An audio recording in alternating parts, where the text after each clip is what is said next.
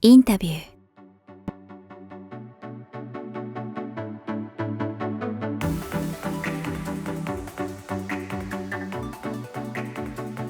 So today, I thrilled to welcome Jordan to my program, Life Update. Thank you for coming, Japan. Thank you for having me. I'm so excited to finally be back in Japan. How many times did you come to Japan? I've been to Japan about 5 times in the last couple of years. Yes. Once at the beginning of COVID and a couple of times in transit prior to that. First of all, the reason why we get to know each other, Jordan is my teacher in online English, but I only take your lesson 1 or twice. So at the time, I was so inspired about your story, and you have come to Japan a lot of times. So that's why, fortunately, you have to come to Japan again this time. Could you introduce yourself a little bit? Sure. My name's Jordan, and originally I'm from Canada. Regarding English, I've been teaching English very consistently and coaching for 4 years. Yes. I've taught on and off for the last 10 years. Over this time, I've worked with over 6,000 people from 78 countries. And through that time, I've really improved in my own skills as a teacher and a coach. Wow. But also I have had the chance to learn about the world as a whole and just discover what people really need to move forward in their life through using English as a second language. So my personal inspiration in teaching and coaching is to help people build their confidence in using the language so that they can achieve their goals.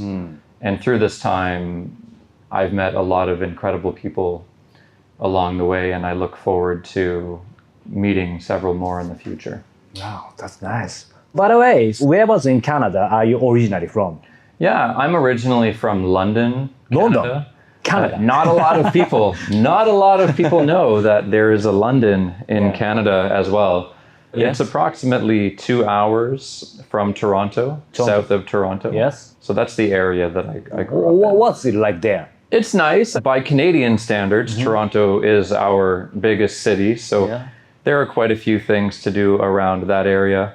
London is significantly smaller. The population is right now around 400,000. It's famous for the University of Western Ontario. There's quite a bit of nature around. I think what Canada lacks in people makes up for in nature. You have a great passion teaching and coaching, right? Yes. What inspired you to teaching and coaching?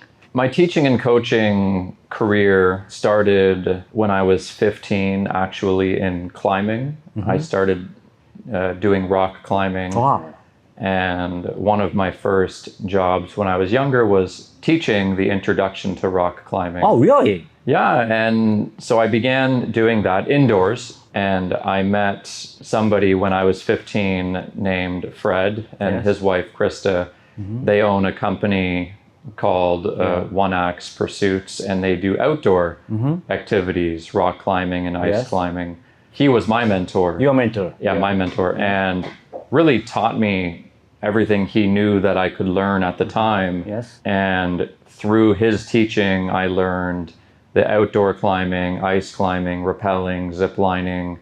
And once I turned 18, they were able to then hire me to be an instructor and coach with their company. And so that's when I began teaching and coaching outdoor climbing, ice climbing, rappelling, zip lining, corporate team building, and occasionally doing stunts for TV and special events around Toronto. Wow. So that was my beginning. The reason I ended up switching over to English is because earlier on I had also traveled to Mexico. And while I was in Mexico, I loved the feeling of being in another country, experiencing another culture. And through that, I learned pretty quickly that I didn't want to live in Canada and that there was so much more to see and do outside of Canada. And as great as the climbing and adventure and stunts, Yes. as great as that all was, I knew that I had to kind of shift my gears a little bit, change direction a little bit so that I could fulfill my dream of living abroad, Yes. but still also do teaching and coaching. Thus, I landed in the world of English because I learned very quickly there are millions of people around the world trying to learn English Right.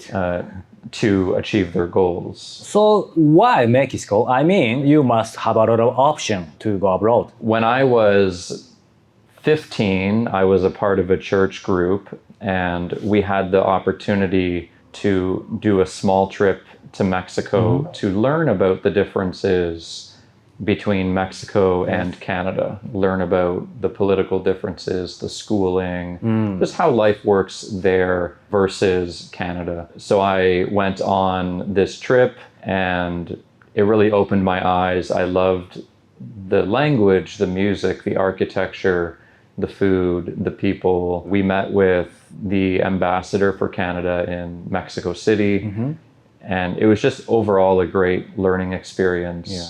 And personally, it was my first time leaving Canada. So for me, it was very eye-opening, not really growing up with international travel, having left the country for the first time and entering what felt like a new world for me. Traveling is very reasonable for eye-opening, I think. But every traveler decides to live abroad and travel abroad a lot. What got you to travel? I believe that first trip to Mexico really inspired me because it showed me that there were things in life I could see and do and experience outside of Canada. Yes. It wasn't Asia at the time, it wasn't Japan, but it was a start. And being only 15 at the time, it was something really different from anything I experienced before. When I was a little older, age 19, I had moved back to Mexico because it was the only place that I knew so far, knew well enough to go back to. I had also been a year after Mexico to El Salvador on a separate trip, but Mexico was a little closer to Canada. That's why I chose Mexico. Okay, thank you. After that, you have been traveled a lot, right? And this time for you, 5 times in Japan, right? Why did you come to Japan? Simply. Oh, why Japan? Oh my goodness. And again and again. Well, like a lot of Westerners, I'm sure, growing up as a kid, Pokemon You like it. You was love a it. little bit of an inspiration initially. Yeah. That's how it started, I guess you could say. I grew up watching the anime as a kid, and there were other animes popular in Canadian culture back in the 90s millennium, but Pokemon was the one I watched the most. And once I was older, of course, fell away from Pokemon, but eventually I drifted back as a collector of the cards and learned that Japan made nicer cards. So I started doing some research about the market for cards in Japan as a collector, potential investor, learned what I could.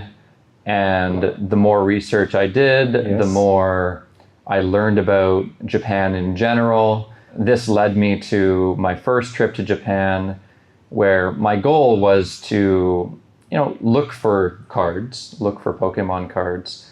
But at the same time, I ended up discovering more than I could have imagined, really. I discovered how beautiful the ancient architecture is, the parks and the gardens, the temples, the shrines, how clean everything was, how everything just seemed to work. Personally, time management and punctuality has always been important to me. And when I arrived in Japan, I found out that it seems to be important for everybody else here as well. Yeah. It was very relieving to feel that part of culture and life. People seem very professional. Everybody has been very friendly with me. And so through that first experience, I just wanted more of that experience, not just about the cards, though, about the culture. And through my teaching and coaching English, I've also met a lot of great people who have invited me to visit them in their cities, which has led me to Osaka, Nagoya, Yokohama, and Tokyo. There are still more cities I would love to visit, and I know people in Hiroshima, Fukuoka, Sapporo, all in good time. So that's how the journey has unfolded.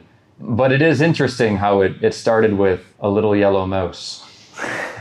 So I'm thinking about it's interesting because you are a coach and teacher. On the other hand, I'm thinking about you are an entrepreneur, and so because of business, so you think a lot. So what's the origin of your thought? I mean, is your parent an entrepreneur? That's a good question. I believe the entrepreneur side of me started when I was 18.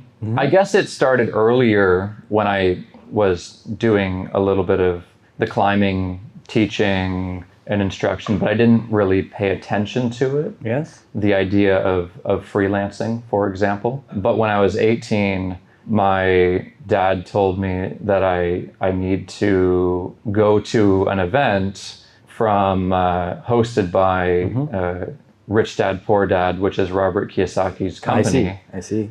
At first, I was reluctant because I remember this very clearly. I had front row seats to a hockey game that I was going to go and see. He convinced me to drop the hockey game and go to the business event. And at the time, I did not know very much about business. So I went to this event, and it was a 3-day event, largely about real estate investing, but investing in general and business, kind of mindset, psychology a little bit.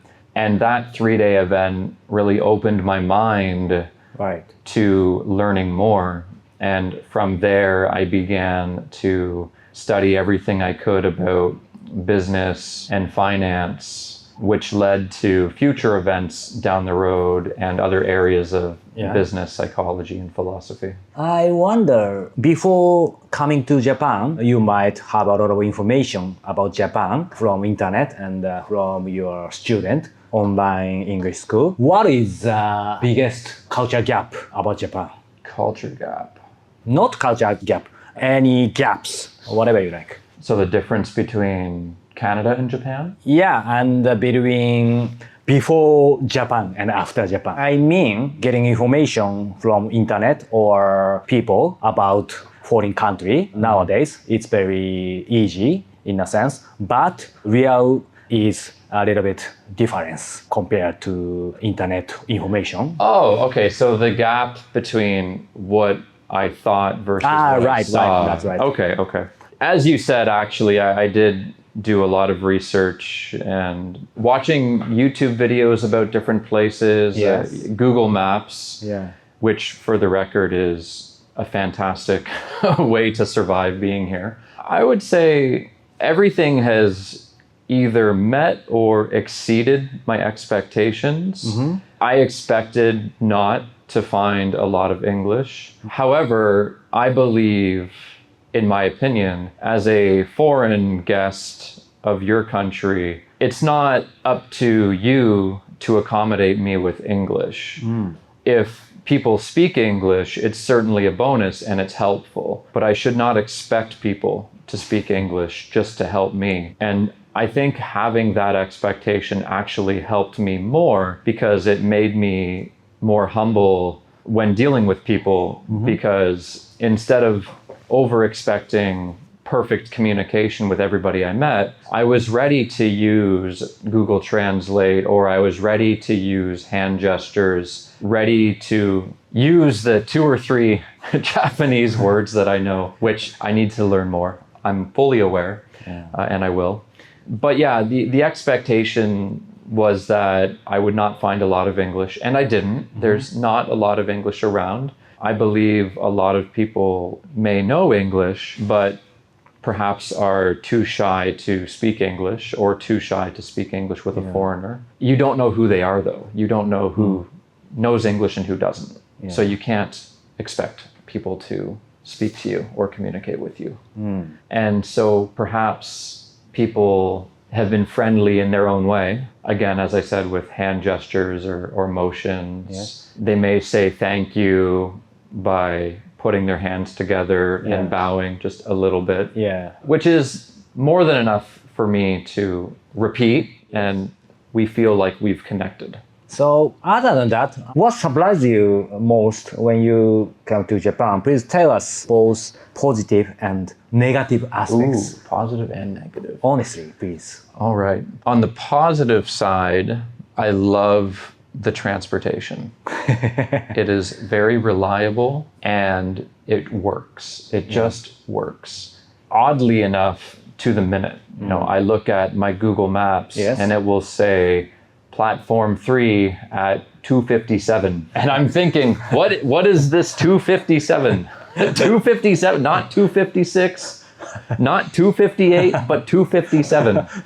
And I go to platform 3, and sure enough, 2:57, the train doors open. It's incredible. That is a huge plus to anybody trying to get somewhere, trying to meet somebody, trying to be at work on time, be at school on time. I think it's incredible how reliable the transportation is. And it may not feel like anything to people living and growing up in Japan because you're used to it. But I can assure you there are several million people around the world, millions, hundreds of millions, who wish they could have that kind of reliable transportation. Even in Canada or the US, where buses and trains are often late, you may be stuck standing in the rain or the snow. So I believe the reliable transportation is one of the most impressive things that I've seen. Other positive notes, of course, as I mentioned earlier, parks, gardens, temples, shrines. You can be in the busy area of Ginza,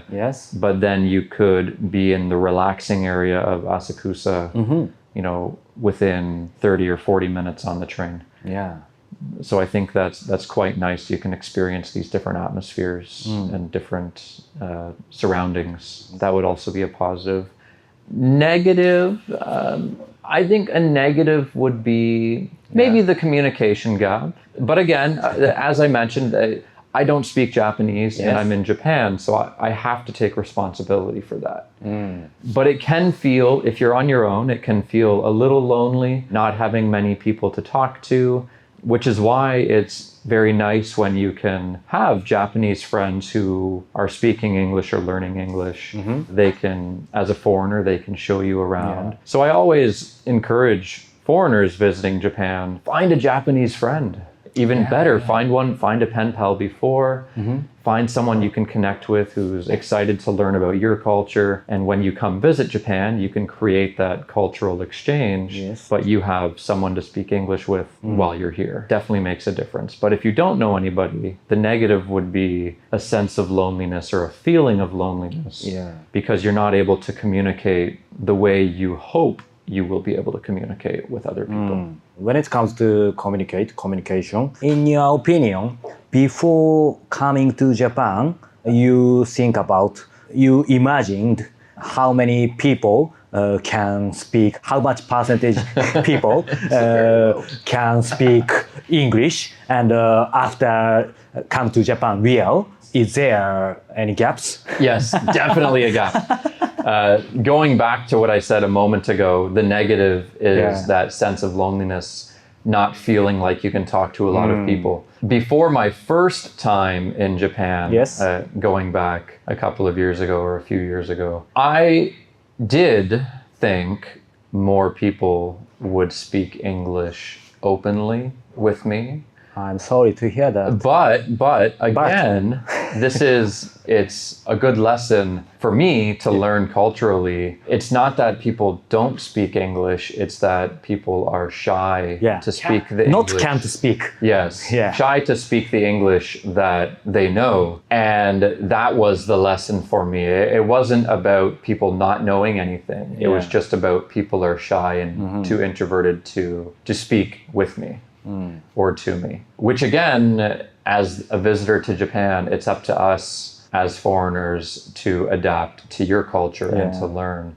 Personally, as an English teacher and coach, my goal is to change that pattern and help people feel more confident to use English. Yes. Because at the end of the day, it helps everybody. It helps foreigners that are visiting, but it also helps the Japanese people who are learning English become more confident and consistent in reaching their goals as well. That's nice. So please tell me more about your blueprint of your business. The current blueprint of my business, I'm really in the early stages at this point. My plan so far has been to grow my presence on Twitter first, because you have to start somewhere with a business. And when you start a business from zero, you have to niche down as much as possible. So I niched down to Twitter and specifically Japan. My goal is to keep building my audience there and begin to do more live conversations, engaging with as many people as possible, and try to host and join other English Japanese speakers on their pages for live Twitter spaces. Later this year, I want to... Oh, I should also mention I'm going to be taking a course in August for speaking and communication so I can improve my speaking skills. And I will also take a course in writing so I can improve my writing skills. Thus, the quality of my content on Twitter should increase, at which point I plan to move over to Instagram, Snapchat, TikTok, and YouTube, where I will then launch more live streams and soon enough, hopefully in the new year, a podcast to help people on their journey. That's nice. It's interesting. When it comes to business, I have run my own company. It's about 15 years, fortunately. Incredible. So Congratulations. my company is tiny little, but it is company. In such a sense, do you want to build company, even little or big, or do you want to be only an entrepreneur? First of all, congratulations. Thank you so much. 15 years is incredible, and you're still doing what you're doing. You're interviewing in English, which takes a lot of courage as well. So congratulations on your success with what you're doing. That's incredible. From a business perspective, I could see building a business around my coaching in the future. I believe I need to focus on improving my skills as a speaker to an audience as opposed to just working with people privately. So I hope I can expand again on social media with a podcast. In the right situation, this can translate into a book. I could publish a book related to what I've learned. I believe that could also help a lot of people. And, you know, another positive to having a book is, from a business perspective, a book is essentially a business card, the best kind of business card, because people can see who you are through the words you give them to read in that book. And it can also help build reputation. So if these all align, or as we say, if the stars align, through podcasting, live streaming, writing, then I believe it could turn into a business without trying to turn it into a business, if that makes sense. It would be great. I would have to hire maybe a content manager or somebody to help me with editing if I was to expand. But it would be aspirational. It would be a good thing. If it happens, it would only be because of an audience. And thus, if I'm able to provide value for enough people, then I believe that it's quite possible. A famous quote that I remember hearing, I believe it was from Zig Ziglar: if you help enough people get what they want, if you help enough people achieve their goals, then you'll get everything you'll want. So I believe I can meet my goals by helping other people reach their goals. That's nice. For me, now, fortunately, I am supported a lot of staff, videographer, photographer, editor, a lot of people support me. But my important things of my business is ultimately I want to do everything by myself. Yes. Yeah. So first of all, I have no money, and even now I'm not good at managing people. So that's why basically, first of all, 15 years ago, I had to do everything. Editing, interviewing, writing. After that, many people support me. Basically, I'm so happy, but sometimes it's difficult time because managing people is very difficult. That's why now my business style is, I think, so-so. In such a sense, please tell me more about concretely your business team, 3 people, 4 people, or if you have an image. First of all, I do have a lot more to learn from the business side of things relating to streaming and podcasting, because this is the next step for me, taking all of my coaching and teaching experience from the past and translating it into live streaming and podcasting and public speaking. So I do have a lot to learn. The skills that you learned, I have to learn as well. How to do a podcast, how to set it up, how to edit, potentially a little bit of photography and filming and shooting. There are things I have to learn. I do have some people that support me who I can rely on if I have questions in the future. For example, I might send you a message and ask you a question about podcasting when necessary, or I have some other friends that do Instagram as a full-time career already. So in getting going, there will be a lot of research and learning and mistakes. We have to make mistakes to make progress, and we have to learn from the mistakes to move forward. So I fully expect to make a lot of mistakes, and I don't expect to be perfect initially. The most famous YouTuber, Mr. Beast, just passed 300 million subscribers on his channel, which is hard enough for, I think, anybody to fathom, really. It's incredible. But he has always said that YouTube or streaming is a learnable skill, and you have to put out 100 pieces of content.